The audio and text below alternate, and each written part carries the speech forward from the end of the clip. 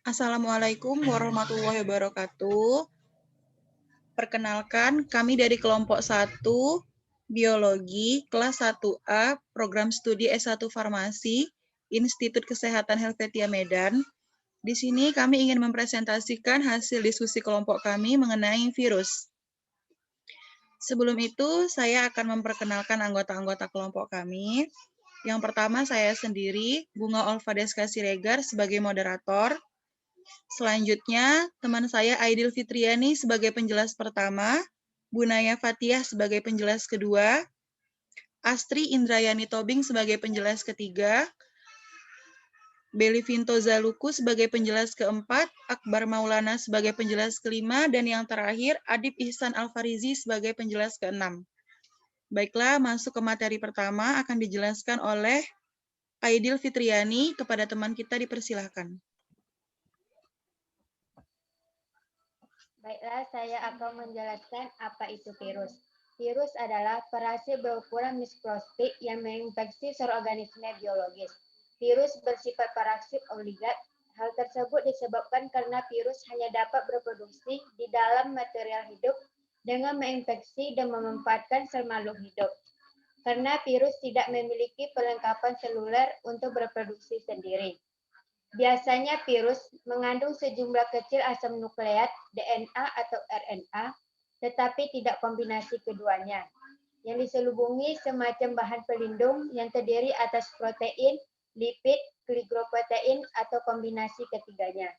Genom virus akan diekspresikan menjadi baik protein yang digunakan untuk membuat bahan genetik maupun protein yang dibutuhkan dalam daur hidupnya. Baiklah, selanjutnya saya akan menjelaskan apa ciri-ciri virus. Ciri-ciri virus ada 6. Yang pertama, virus berukuran amat kecil, jauh lebih kecil daripada bakteri, yaitu berkisar 20-300 nanometer. 1 nanometer sama dengan 10⁻⁶ mm. Yang kedua, virus bersifat aseluler karena tidak memiliki membran dan organel seperti sel pada umumnya. Yang ketiga, virus hanya mempunyai salah satu asam nukleat, RNA atau DNA. Yang keempat, virus hanya dapat berproduksi di sel-sel hidup lain yang bersifat parasit obligat. Yang kelima, untuk berproduksi, virus hanya memerlukan asam nukleat saja. Yang keenam, virus tidak dapat bergerak ataupun melakukan metabolisme sendiri. Baiklah, selanjutnya saya akan menjelaskan struktur anatomi virus. Dapat kita lihat dari gambar, ada beberapa struktur anatomi virus. Yang A, kapsid atau kepala. Adalah kulit protein dari suatu virus ini terdiri dari beberapa subunit struktural oligamid yang terbuat dari protein yang disebut protomer. Yang B, serabut ekor adalah jarum yang berfungsi untuk menempelkan tubuh virus pada sel inang. Ekor ini melekat pada kepala kapsid. Yang C, papan dasar atau lempeng dasar berfungsi sebagai tempat melekatnya serabut ekor dan jarum penusuk. Yang D, leher berfungsi sebagai penyambung atau penopang antara kepala dan ekor virus. Yang E, amplat atau selubung virus adalah lapisan terluar pada virus saat tahapan daur hidupnya berada pada sel inang. Virus yang diselubungi juga memiliki protein yang disebut kapsid antara selubung dan genomnya. Selubung virus ini diturunkan sebagian dari membran sel inang, fosfolipid, dan protein, dan dapat pula menyertakan glicoprotein virus. Baiklah, selanjutnya akan dijelaskan oleh Bu Naya.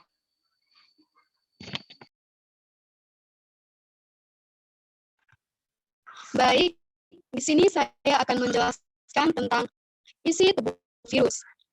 Isi tubuh virus yang sering disebut virion adalah bahan genetik, yakni asam nukleat, DNA atau RNA. Contohnya adalah sebagai berikut. Yang pertama, virus yang isi tubuhnya RNA dan bentuknya menyerupai kubus, antara lain poliomyelitis, virus radang mulut dan kuku, dan virus influenza. Yang kedua, virus yang isi tubuhnya RNA, protein, lipida, dan polisakarida. Contohnya adalah paramycovirus. Dan yang ketiga, virus yang isi tubuhnya terdiri atas RNA, protein, dan banyak lipida. tidak, contohnya adalah virus cacar. Baik, selanjutnya saya akan menjelaskan tentang tubuh virus tersusun atas senyawa berikut. Asam nukleat, asam deoksiribonukleat DNA, atau asam ribonukleat RNA sebagai bagian inti. Asam nukleat pada virus diselubungi kapsid, sehingga disebut nukleokapsid. Ada dua macam nukleokapsid, yaitu yang pertama nukleokapsid teranjang, misalnya pada TMV, adenovirus, dan mortevirus, atau dengan kata lain, virus kulit. Yang kedua, nukleokapsid yang masih diselubungi membran pembungkus, misalnya virus influenza dan virus herpes. Protein merupakan komponen utama yang menyusun bagian terbesar dari kapsid. Lipid terdapat pada virus dalam bentuk fosfolipid, dipolipid, asam nukleat, kolesterol, dan lemak-lemak alami. Karbohidrat terdapat dalam bentuk ribose atau deoksiribose dalam asam nukleat. Baik, selanjutnya saya akan menjelaskan tentang perkembangbiakan atau reproduksi virus. Infeksi secara litik, siklus atau daur litik. Siklus litik adalah replikasi virus yang disertai matinya sel inang. Terbentuknya anakan virus baru. Siklus litik terjadi jika pertahanan sel inang lemah dibandingkan daya infeksi virus. Maka tahap dari replikasi virus berlangsung cepat. Di bawah ini adalah fase daur litik yang akan dijelaskan oleh Astri Indrayani Tobing. Baiklah, saya akan melanjutkan penjelasan fase absorbesi atau pelekatan penempelan. Tahap absorbesi pelekatan adalah saat partikel virus atau virion melekat pada sel yang diinfeksi. Tempat pelekatan virus pada sel inang terjadi pada reseptor atau protein khusus pada membran plasma, sel inang yang mengenali virus. Fase injeksi atau penetrasi. Tahap penetrasi adalah tahap virus atau materi genetik virus masuk ke dalam sitoplasma sel inang. Fase replikasi dan sintesis atau pembentukan. Tahap replikasi dan sintesis adalah tahap terjadinya perbanyakan partikel virus di dalam sel inang. Sel inang akan dikendalikan oleh materi genetik dari virus sehingga sel dapat membuat komponen virus, yaitu asam nukleat dan protein untuk kapsid. Fase perakitan atau pematangan. Tahap perakitan pemasangan adalah tahap penyusunan asam nukleat dan protein virus menjadi partikel virus yang utuh. Fase litik, pembebasan atau pemecahan sel inang. Tahap pelepasan perakitan adalah tahap partikel virus keluar dari sel inang dengan memecahkan sel tersebut. Dengan begitu, sel inang menjadi mati.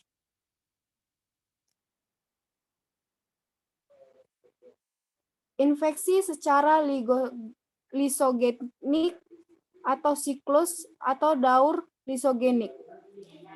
Siklus lisogenik dalam virologi merupakan siklus reproduksi virus selain siklus litik.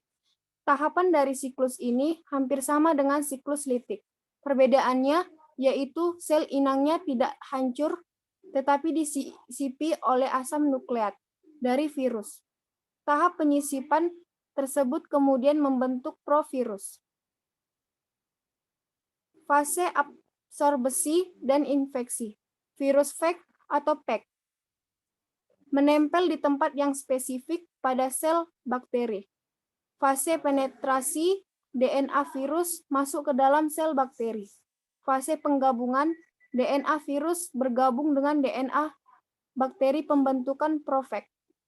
Fase replikasi atau pembelahan. DNA virus dalam profek akan terus bertambah banyak jika sel bakteri terus-menerus membelah. Dalam kasus yang jarang terjadi, DNA virus akan terpisah dari profek dan akan memasuki siklus litik. Di samping ialah gambar fase daur litik dan daur lisogenik. Next.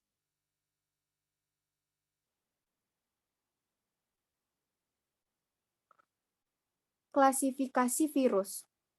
Berdasarkan asam nukleatnya, virus dibedakan menjadi yaitu virus DNA, contohnya Pov-virus, Herpesviruses, Adenoviruses, Papovaviruses, Parvoviruses, virus RNA, contohnya Orthomysoviruses, Paramyxoviruses, Rhabdoviruses, Pisornaviruses, Togaviruses, Reoviruses, Retroviruses. Berdasarkan bentuk dasarnya, virus dibedakan menjadi virus bentuk icosahedral, bentuk tata ruang yang dibatasi oleh 20 segitiga sama sisi dengan sumbu rotasi ganda. Contohnya virus polio dan adenovirus. Virus bentuk kompleks, struktur yang amat kompleks dan pada umumnya lebih lengkap dibanding dengan virus lainnya. Contoh virus POV atau virus cacar yang mempunyai selubung yang menyelubungi asam nukleat. Virus bentuk helix, menyerupai batang panjang, nukleokapsid merupakan suatu struktur yang tidak kaku dalam selaput pembungkus lipoprotein yang berumbai dan membentuk helix. Memiliki satu sumbu rotasi. Pada bagian atas terlihat RNA virus dengan kapsomer, misalnya virus influenza, PMV. Baiklah, selanjutnya akan dilanjutkan oleh Belivinto Jolupo.